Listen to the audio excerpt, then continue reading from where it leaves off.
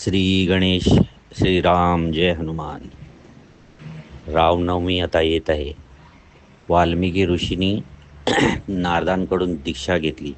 आपल्याला नारद मुनींची आणि वाल्या कोळीची गोष्ट तर माहिती आहे. वाल्या कोळी ज्या वेळेला घरी विचारून आला की माझ्या पापाचा कोण वाटेकरी व्हाल का, तर सगळ्यांनी त्यांना सांगितलं की बाबा आम्ही कोण पापाचे वाटेकरी होणार नाही. त्याला त्याच्या जीवनाचा बोध झाला. येऊन नारद ऋषींचे परत त्यांनी पाय पकडले की मला काहीतरी चांगला मार्ग द्या. नारद ऋषी अचंब्यात पडले की हा तर दरोडेखोर, याला काय मार्ग देवा. म्हणून एक त्यांना जप दिला की मरा मरा मरा जपत राहा. ते मरा मरा करताना वाल्मिकी ऋषींचं कधी ते राम राम राम झालं हे त्यांनाही कळलं नाही.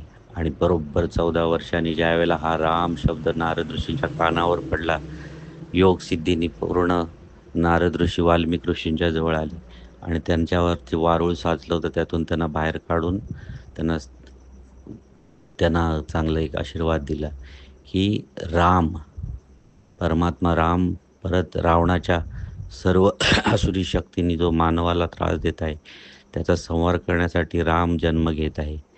तर त्या परमात्म्याच्या लीला तुम्ही एक काव्य लिहा. त्या काव्याप्रमाणे तुम्ही जसं लिहाल तसं तसं तो लीला करत जाईल, ते नाट्य करत जाईल, असं सांगितलं गेलं. पण त्यावेळेला नारद ऋषींनी रामनवमी चैत्र चैत्र मासातील शुक्ल पक्षात 9व्या तिथीला रामाचा जन्म होईल आणि त्यावेळेला सर्व ग्रह सर्व नक्षत्र उच्चतम स्थितीत असतील असं सांगितल्यावर वाल्मिकी ऋषींना जी योगसिद्धी प्राप्त झाली होती त्या योगसिद्धीनी त्यांनी रामायण लिहिलं.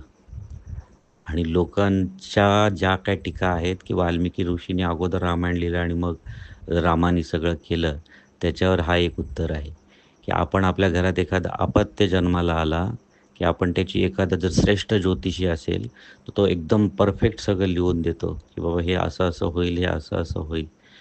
तर ते जे नाट्य आहे ते जर अगोदर लिहिलं जातं पत्रिकेप्रमाणे, तर नारद ऋषींनी दिलेल्या तिथीप्रमाणे जे वाल्मिकी ऋषींनी रामायण लिहिलं ते आपण कसं खोटं ठरू शकतो. जय श्रीराम.